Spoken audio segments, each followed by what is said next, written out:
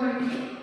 ಇನ್ನು ಇವ್ರ ಬಗ್ಗೆ ಹೇಳೋದಾದ್ರೆ 1869 ಅಕ್ಟೋಬರ್ 2ರಂದು ಗುಜರಾತಿನ ಪೋರ್ಬಂದರ್ನಲ್ಲಿ ಜನಿಸ್ತಾರೆ. ತಂದೆ ಕರಮಚಂದ್ ಗಾಂಧಿ. ಇವರು ಪೋರ್ಬಂದರ್ ಹಾಗೂ ರಾಜಕೋಟೆಯಲ್ಲಿ ರಾಜ ಸಂಸ್ಥಾನದಲ್ಲಿ ದಿವಾನರಾಗಿ ಕೆಲಸ ಮಾಡ್ತಾ ಇರ್ತಾರೆ. ಸಣ್ಣ ವಯಸ್ಸಿನಿಂದಲೂ ತಂದೆಯನ್ನೇ ನೋಡಿ ಅವರಂತೆ ನಾನು ಆಗಬೇಕು ಅನ್ನೋ ಒಂದು ಹಂಬಲನ ಇಟ್ಕೊಂಡಿರ್ತಾರೆ. ಆದರೆ ಕಾಲಾನಂತರದಲ್ಲಿ ಅವರು ಆ ಸ್ಥಾನವನ್ನು ಪಡೆಯಲು ಸಾಧ್ಯ ಆಗೋದಿಲ್ಲ. ಸೊ ಇದು ಆದರೆ ಅಷ್ಟೇ ಅಲ್ದಿರ ತಂದೆಯವರು ಎಲ್ಲರಲ್ಲೂ ಬಹಳ ಆತ್ಮೀಯ ವ್ಯಕ್ತಿಯಾಗಿರ್ತಾರೆ, ಪ್ರೀತಿ ಪಾತ್ರರಾಗಿರ್ತಾರೆ. ಈ ಒಂದು ಗುಣಗಳೇ ಅವರಿಗೂ ಸಹ ಬಂದಿದ್ದಾರೆ.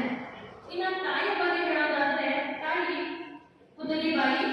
ಇವರೊಬ್ಬರು ಧರ್ಮನಿಷ್ಠೆಯಾಗಿರ್ತಾರೆ. ಸದಾ ದೇವಾಲಯಗಳಿಗೆ ಭೇಟಿ ನೀಡೋದು ಮತ್ತೆ ಕಠಿಣವಾದಂತಹ ಉಪವಾಸಗಳನ್ನ ಮಾಡ್ತಾ ಇರ್ತಾರೆ.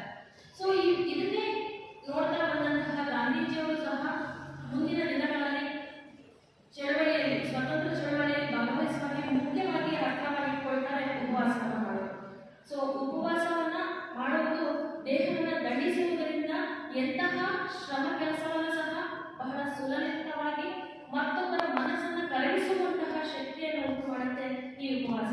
ಇದನ್ನು ಒಂದು ಅಸ್ತ್ರವಾಗಿ ಇಟ್ಕೊಂಡು ಸ್ವತಂತ್ರನ ತಂದುಕೊಳ್ತಾರೆ. ಇದೆಲ್ಲವೂ ಬಾಲ್ಯದಿಂದಲೇ ಅವರ ತಾಯಿಯಿಂದ ನೋಡಿಕೊಂಡು ಬಂದಂತಹ ಕಲಿತು ಬಂದಂತಹ ವಿಚಾರ. ಹಾಗೆ ಅಷ್ಟೇ ಅಲ್ಲಿನ ತಾಯಿ ಪುತಲಿಬಾಯಿಯವರು ಇವರನ್ನ ಮೋಹಿನಿ ಎಂಬ ಹೆಸರಿನಿಂದ ಪ್ರೀತಿಯಾಗಿ ಕರೀತಾ ಇರ್ತಾರೆ.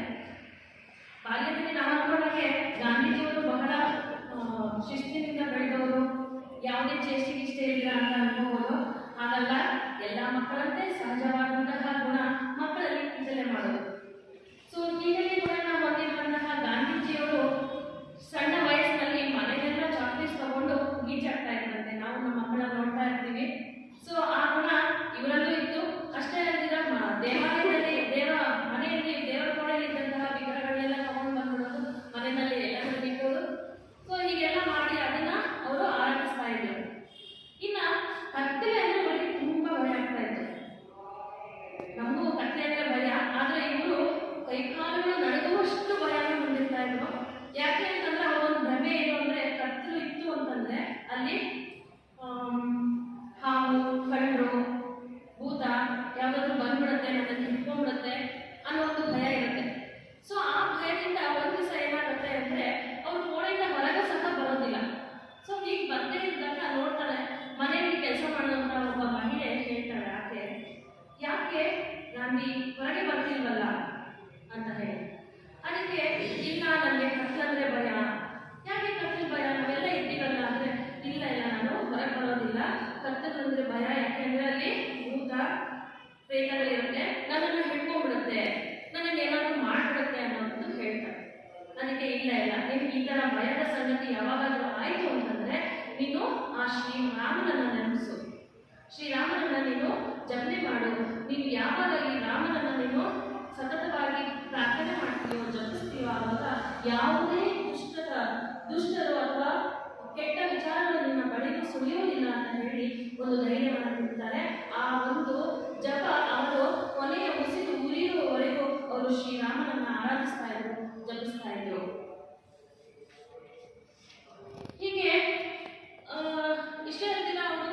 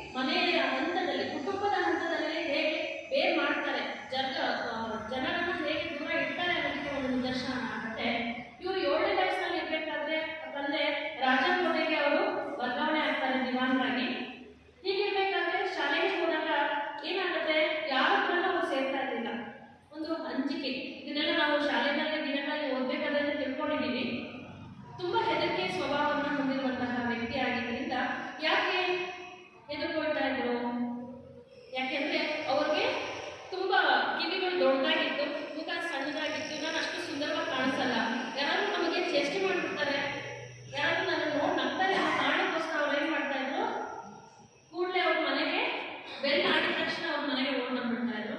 ಇನ್ನು ಶಾಲೆ ಬಿಟ್ಟು ಯಾವಾಗ ಬಾರಿಸ್ತಾ ಇತ್ತು ಅವಾಗ ಶಾಲೆಗೆ ಹೋಗ್ತಾ ಇದ್ರು.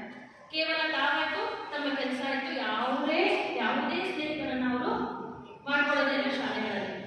ಆದರೆ ಬೇಗ ಮನೆಗೆ ಬರ್ತಿದ್ರಿಂದ ಅವರಿಗೆ ಸಮಯ ಹೋಗ್ತಾ ಇರಲಿಲ್ಲ. ಮನೆಗೆ ಬಂದ ಮೇಲೆ ಹೇಗೆ ಸಮಯ ಕಳೆಯೋದು ಮತ್ತೆ ಭಾರತ ದೇಶಕ್ಕೆ ಬರ್ತಾರೆ.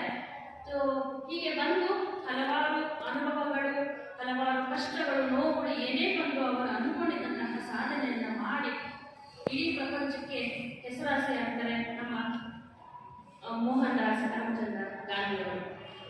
ಇಷ್ಟು ಅವರ ಅನುಭವಗಳನ್ನು, ಅವರ ಜೀವನದ ಕೆಲವೊಂದು ಸನ್ನಿವೇಶಗಳನ್ನು ನಿಮ್ಮ ಜೊತೆ ಹಂಚ್ಕೊಂಡಿದ್ದಕ್ಕೆ ಬಹಳ ಸಂತೋಷ ಆಗ್ತಾ ಇದೆ. ಹೀಗೆ ಅವಕಾಶ ಮಾಡಿಕೊಂಡ ತಮಗೆಲ್ಲರಿಗೂ ಧನ್ಯವಾದ. ರಾಷ್ಟ್ರಪಿತ ಮಹಾತ್ಮ ಗಾಂಧೀಜಿಯವರಿಗೆ ಶ್ರೀಮತಿ ಹೇಮಾಮಣಿ ಮೇಡಮ್ ಅವರು ತುಂಬಾ ಸವಿಸ್ತಾರವಾಗಿ ಅವರ ಬಗ್ಗೆ ತಿಳುವಳಿಕೆಯನ್ನು ನೀಡಿದರು. ತುಂಬ ಧನ್ಯವಾದಗಳು madam.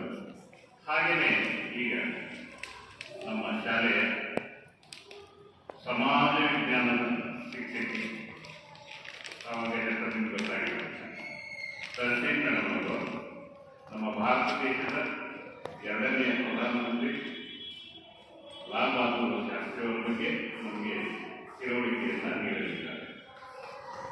1904 at Mughal Sarai in Uttar Pradesh. His father was Sharad Prasad and mother was Ram Dulari Devi. Lal Bahadur Shastri was 16 years when Gandhiji called upon his countrymen to join the non-cooperation movement. He decided at once to give up his studies in response to the Mahatma Gandhiji's call. He joined to politics as a follower of Gandhiji. After Indian independence, Lal Bahadur Shastri gained experience as Minister for Home Affairs and Transport in Uttar Pradesh. In 1951, he moved to Delhi and elected to the Control India legislature in 1952 and became Union Minister for Railways and Transport. Shastriji was the Prime Minister of India from 9 June 1964 to 11 January 1966. He gave the slogan Jai Jawan Jai Kisan. At the time of India-Pakistan War of 1965, signifying the importance of farmers and soldiers. Shastriji as Prime Minister witnessed significant events like Indo-Pakistan War of 1965 and Tashkent Agreement of 1966, which established peace between India and Pakistan. His calm and determined leadership during this conflict earned him the title as Man of Peace. His tenure was a testimony to his simplicity, honesty, and unwavering dedication to the welfare and progress of India. Thank you once again. Happy Gandhi Jayanti and Lal Bahadur Shastri Jayanti. Thank you. ಈಗ ಕೊನೆಯಲ್ಲಿ ಇನ್ನು ಯಾರು ಶಿಕ್ಷಕರು ತಮ್ಮ ಒಂದು ತಿಳುವಳಿಕೆಯನ್ನು ಕೊಡುವುದಾದರೆ. Thank you, sir. आप सभी को Shastri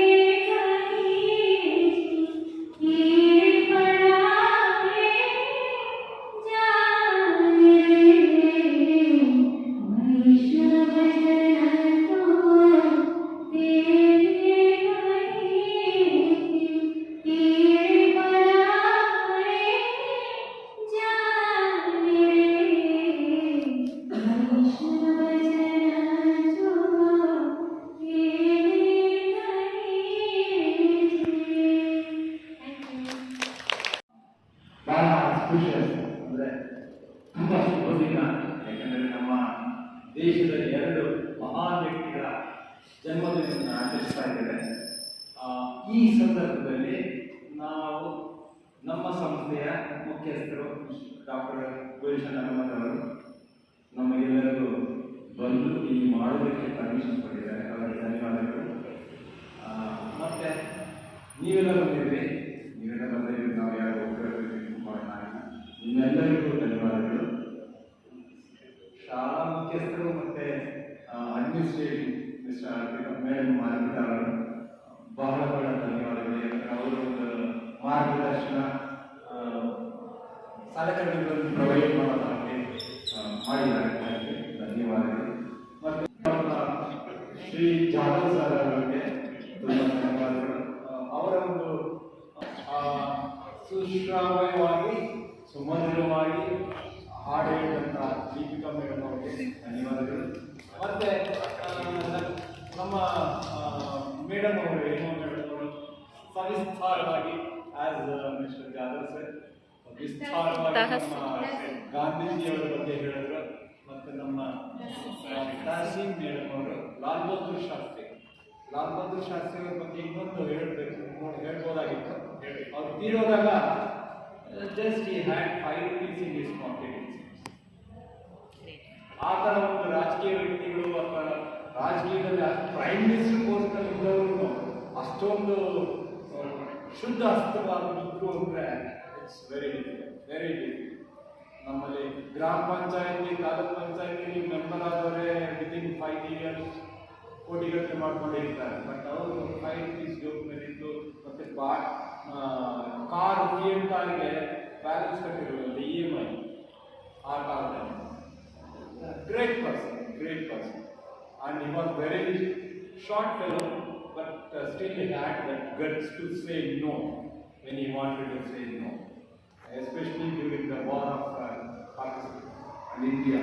He said, nowhere, we will not budge, we will enter Lahore. That's what he said. And that's guts that he required, because it is not easy to stand in a top position and take decisions.